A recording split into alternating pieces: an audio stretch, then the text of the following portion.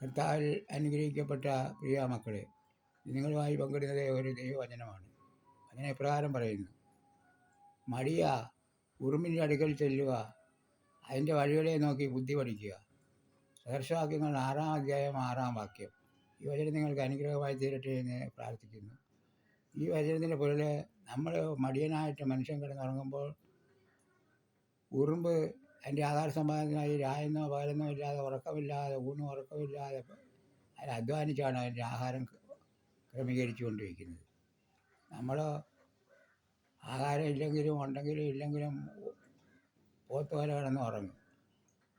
അതിനെക്കുറിച്ചാണ് ഇവിടെ പറയുന്നത്. അതുകൊണ്ട് നമ്മൾ അധ്വാനിക്കാൻ മിടുക്കരായിരിക്കണം. ഉറക്കം കുറച്ചും കൊണ്ട് നാളത്തേക്കായി അധ്വാനിക്കാൻ പരിശ്രമിക്കണം. ഉറുമ്പിനെ നോക്കി പഠിക്കുക. അത് രാത്രിയിലായാലും പകലായാലും ഒരിടത്ത് ഉറക്കമില്ല. അതിന് ഊണും ഉറക്കമില്ലാതെ അതിൻ്റെ ആഹാര സമ്പാദനത്തിനകത്ത് അത് അധ്വാനിക്കുകയാണ്. അതുപോലെ നമ്മളും ചെയ്യുക.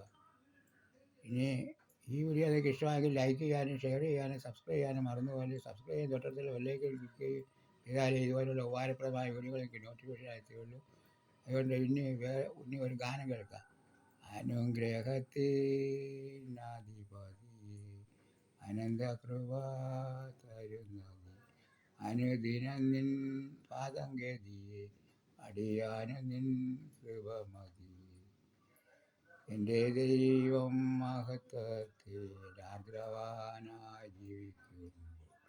സാധു ഞാനീ ശോണിതന്നിൽ ക്ലേശിപ്പ ഏതും കാര്യമില്ലെന്നെൻ്റെ ചൊല്ലുന്നു. വൈഷമ്യമുള്ളതുകൊന്നു കരകേറി നടകൊൾ രക്ഷകനൻ കാലുകൾക്കു വേഗം തീർന്നൻ പാതയിൽ ഞാൻ മാനിനെ പോൽ ഓടിയിടുന്നു. അരുമേനിയില്ലെന്നോ ഞാനായി തീർന്നുവെന്ന് മാനസത്തിലാതികൊണ്ട് ഏതീപ്പ എൻ്റെ നിത്യ സ്നേഹിതന്മാർ ദൈവദൂത സംഗമത്തിൽ ഇപ്പോഴവർ ദൈവമുമ്പിൽ സേവയാണ്. ദുഃഖിതനായി ഓടിപ്പോയി ഞാൻ മരുഭൂവിൽ കിടന്നാൽ എന്നെ ഓർത്തു ദൈവദൂത വന്നിടും. ഏറ്റവും സ്നേഹച്ചൂടോടപ്പവുമായി വന്നിടും. നാളെയെ കൊണ്ടൻ മനസ്സിൽ യവലേശവും ഭാരമില്ല. ഓരോ നാളും ദൈവമെന്നെ പോറ്റുന്നു. കാക്കകളെ വിചാരിപ്പിൻ, വിതയില്ല കൊയ്ത്തുമില്ല. ദൈവമാവയ്ക്കായി വേണ്ടതെല്ലാം നൽകുന്നു.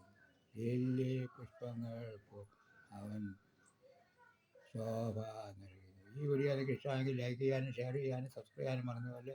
എല്ലാവർക്കും നന്ദി, നമസ്കാരം. വീണ്ടും കാണാം.